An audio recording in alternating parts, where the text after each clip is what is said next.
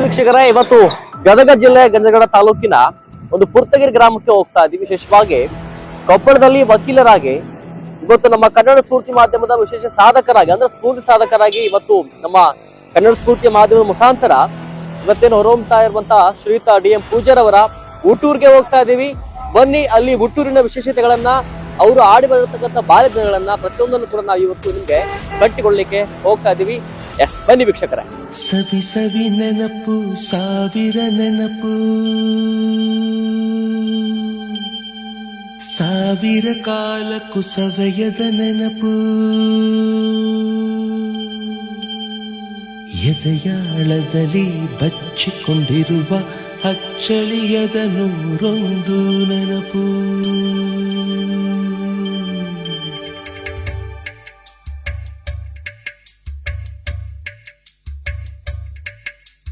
ಸವಿ ಸವಿ ನೆನಪು, ಸವಿ ಸವಿ ನೆನಪು, ಸಾವಿರ ನೆನಪು,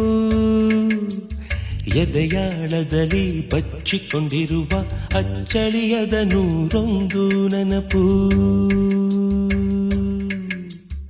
ಏನೋ ಒಂದು ತೊರೆದ ಹಾಗೆ, ಯಾವುದೋ ಒಂದು ಪಡೆದ ಹಾಗೆ, ಅಮ್ಮನ ಮಡಿಲ ಅಪ್ಪಿದ ಹಾಗೆ, ಕಣ್ಣಂಚಲ್ಲಿ ಕಣ್ಣೀರ ನೆನಪು. ಅತಿ ಹಿಂದುಳಿದ ಗ್ರಾಮದ ಒಂದು ಶಾಲೆಗೆ ಆಗಮಿಸಿ ಇಲ್ಲಿ ಡಿ ಪೂಜಾರ್ ಅವರು, ನ್ಯಾಯವಾದಿಗಳು ಕೊಪ್ಪ, ಇವರ ಒಂದು ಮಾಹಿತಿಗಾಗಿ ನಮ್ಮನ್ನು ಕೋರಿದಾಗ ಇವರು ಅತಿ ತಾಲೂಕಿನಲ್ಲಿಯೇ ಚಿಕ್ಕ ಗ್ರಾಮ, ಹಿಂದುಳಿದ ಗ್ರಾಮ ಹಾಗೂ ಬಡತನದ ಕುಟುಂಬದಿಂದ ಬಂದಂತ ಒಬ್ಬ ಸಾಮಾನ್ಯ ವ್ಯಕ್ತಿ.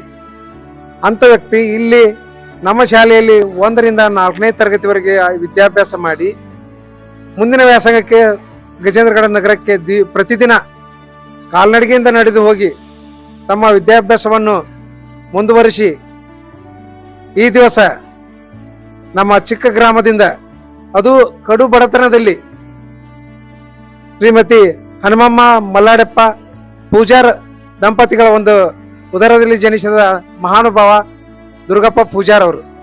ಇಂಥ ಮಹಾನುಭಾವ ಇಂಥ ಚಿಕ್ಕ ಗ್ರಾಮದಲ್ಲಿ ಇಂಥ ಉನ್ನತ ಮಟ್ಟಕ್ಕೆ ಬೆಳೆದಿದ್ದು ಅದು ನಮ್ಮ ನಿಮ್ಮೆಲ್ಲರ ಹಾಗೂ ಆ ದುರ್ಗಾದೇವಿಯ ಒಂದು ಆಶೀರ್ವಾದ ಅಂತ ಹೇಳುತ್ತಾ, ಅನಂತ ಅನಂತ ನಮ್ಮ ಶಾಲಾ ಗುರುಬಳಗದ ವತಿಯಿಂದ ಹಾಗೂ ಮುದ್ದು ಮಕ್ಕಳ ವತಿಯಿಂದ, ಗ್ರಾಮದ ವತಿಯಿಂದ ಇವರಿಗೆ ನಾನು ಅಭಿನಂದನೆಗಳನ್ನು ಹೇಳಲು ಬಯಸ್ತಾ ಇದ್ದೇನೆ. ಇವತ್ತಿಗೂ ಕೂಡ 4-5 ಜನ ಸಹೋದರರಿದ್ರು. ಅದರಲ್ಲಿ ಇವರು ಬಹಳ ಕಷ್ಟಪಟ್ಟು ತೊಂದರೆಯಿಂದ ತಮ್ಮ ವಿದ್ಯಾಭ್ಯಾಸವನ್ನು ಮುಂದುವರಿಸಿ ಇವತ್ತು ಒಂದು ನ್ಯಾಯವಾದಿಗಳ ಹುದ್ದೆಯನ್ನು ಅಲಂಕರಿಸ್ಯಾರ ಇಂಥ ಚಿಕ್ಕ ಗ್ರಾಮದೊಳಗಂದ್ರೆ ಅದಕ್ಕೆ ಎಲ್ಲ ಸ್ಫೂರ್ತಿ ಅವರ ಒಂದು ಕುಟುಂಬದ ಹೆಮ್ಮೆ. ಅಂತ ಒಂದು ಕುಟುಂಬದಲ್ಲಿ ಅವರ ಅಣ್ಣರು, ಅವರ ತಮ್ಮರ, ಸಹೋದರರೆಲ್ಲರೂ ಅವ್ರನ್ನ ಕೂಲಿ ಕೆಲಸ ಮಾಡಿ ಬೆಳೆಸಿ ಅವ್ರನ್ನ ವಿದ್ಯಾಭ್ಯಾಸ ಮುಂದುವರ್ಸಕ್ಕೆ ಸ್ಫೂರ್ತಿಯಾಗ್ಯಾರ ಅಂತ ಹೇಳಿ ನಾವು ಈ ದಿವಸ ಹೇಳಲು ಬಯಸ್ತಾ ಇದ್ದೇವೆ. ಇಂಥ ಮಹಾನ್ ವ್ಯಕ್ತಿಗಳು ಇನ್ನೂ ಇಂಥ ಚಿಕ್ಕ ಗ್ರಾಮದೊಳಗ, ಇಂಥ ಹಿಂದುಳಿದ ಗ್ರಾಮದೊಳಗ ಇನ್ನೂ ಹುಟ್ಟಿ ಇಂಥ ಒಂದು ಅನುಕೂಲತೆ ಇರುವಂತ ಒಂದು ಸ್ಥಳದಲ್ಲಿ ಅವರು ಇನ್ನೂ ಹೆಚ್ಚಿನ ಮಕ್ಕಳಿಗೆ ಪ್ರೋತ್ಸಾಹ ನೀಡ್ತಾರ. ಆಗಾಗ ಶಾಲೆಗೆ ಬಂದು ಮಕ್ಕಳನ್ನು ಹುರಿದುಂಬಿಸ್ತಾರ. ಅದಕ್ಕೆ ಮಕ್ಕಳಿಗೆ ಪ್ರೋತ್ಸಾಹದಾಯಕ ಏನು ಬಹುಮಾನಗಳನ್ನು ಕೊಡೋದು, ಅಥವಾ ಮೇಲಿದ ಮೇಲೆ ಶಾಲೆಗೆ ಬಂದಿರ್ತಾರೆ. ಅವ್ರು ಬಂದ್ರೆ ಮತ್ತು ನಮ್ಮನ್ನೆಲ್ಲ ಶಿಕ್ಷಕರನ್ನ ಸಂದರ್ಶಿಸ್ತಾರೆ. ನಮಗೂ ಕೂಡ ಅವರು ಪೂಜ್ಯತೆಯಿಂದ ಗೌರವಿಸ್ತಾರ.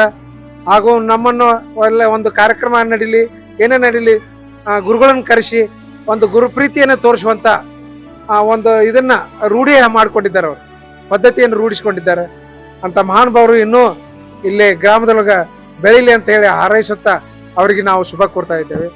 ನಮಸ್ಕಾರ. ನಮಸ್ಕಾರ.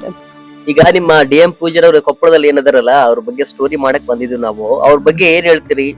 ಏನ್ ಹೇಳ್ಬೇಕಪ್ಪ, ಅವ್ರ ಎಷ್ಟು ಜನ ಮಕ್ಕಳು ನಿಮ್ಗೆ? ಈಗ ನನ್ಗ 7 ಮಂದಿ. 7 ಜನ ಮಕ್ಕಳು. ಅದ್ರಲ್ಲಿ DM ಪೂಜಾರ್ ಅವ್ರು ಎಷ್ಟನೇವ್ರಮ್ಮ? ಅವ್ರು 3ನೇದವ್ರು. 3ನೇದವ್ರು. ಒಬ್ಬ ಹೆಣ್ಮಗಳು, ಒಬ್ಬ ಮಗನ ಹಿಂದ 3ನೇದವ್ರು. ಈಗ ವಕೀಲರು ಆಗಕ್ಕಿಂತ ಮುಂಚೆ ಏನೆಲ್ಲ ಮಾಡ್ತಿದ್ರಮ್ಮ ಮನೆಯಲ್ಲಿ? ಏನಾದ್ರು ಇಲ್ಲಿ ಕೆಲಸ? ಮಿಲ್ಗೆ ಹೋಗಿದ್ವ, ದುಡಿತಿದ್ವ, ಬರ್ತಿದ್ವಿ. ಮತ್ತೆ ಅವನ್ ಶಾಲೆ ಕಲಿಸ್ತಿದ್ದೆ.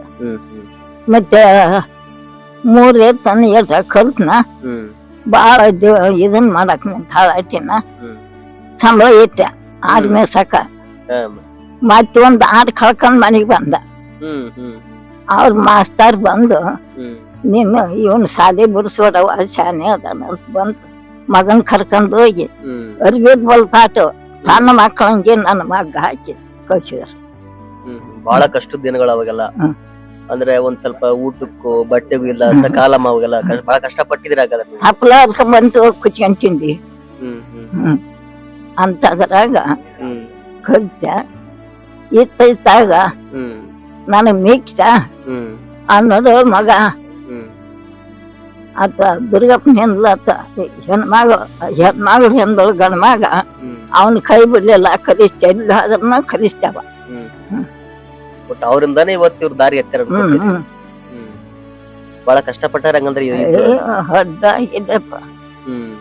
ಈಗ ಈ ಕೊಪ್ಪಳದಾಗ ಒಂದ್ ಒಳ್ಳೆ ಮನೆ ಮಾಡ್ಕೊಂಡು ವಕೀಲರಾಗಿ ಇವತ್ತು ಚೆನ್ನಾಗಿದಾರ. 4 ಮಂದಿಗೆ ಒಂದ್ ಒಳ್ಳೆ ಸೇವೆ ಮಾಡ್ಕೊಂಡು 4 ಮಂದಿ ನೆನ್ಸೋಂಗ್ ಮಾಡ್ಕೊಂಡು ನಿಮ್ ಎಲ್ಲಾರನ್ನು ನೋಡ್ಕೊಂಡ್ ಚೆನ್ನಾಗಿದಾರ. ಈಗ ಏನ್ ಅನ್ಸುತ್ತಮ್ಮ ನಿಮ್ಗೆ? ಎಷ್ಟು ಖುಷಿ ಆಗುತ್ತಾ? ನಮಗ್ ಬಾರಿ ಖುಷಿ. ಹೋಗ್ತೀರಾ ಬರ್ತೀರಾ? ಹೋಗಿ ಬರ್ತಾರ್ರಿ. ನಿಮ್ಮನ್ನ ಇಲ್ಲಿಗೆ ಬಂದ ಬರ್ತಾ ಇರ್ತಾರ ಇಲ್ಲಿಗೆ ಊರಿಗೆ? ಇಲ್ಲಿ ಬಂದ್ ಬರ್ತಾನ ಹೋಗಕ್ಕನ. ಇವ್ರು ಯಾವಾಗಾರ ತಮ್ಮನಾರ್ ಹೋಗಾರ ಬರ್ತಾರ. ಮತ್ತೆ ಇಲ್ಲಿ ಅಂಕರಿ ದೇವ್ರದ್ ಯಾವಾಗಾರ ಬಂದದ್ದು ಮನೆ ಬಂದು ಮಾಡ್ಕೊಂಡ್ ಹೋಗಾರ. ಈಗ ಎಷ್ಟಮ್ಮ ವಯಸ್ಸು ನಿಮ್ಗೆ? ಏನು ಯಪ್ಪ ನಂಗೇನ್ ಗೊತ್ತ. ಸುಮಾರು 90 ವಯಸ್ಸು ಇರ್ಬೋದು ಅನ್ಸುತ್ತ. ಹೆಚ್ಚು ಕಮ್ಮಿ ಇರ್ಬೋದೇನೋ.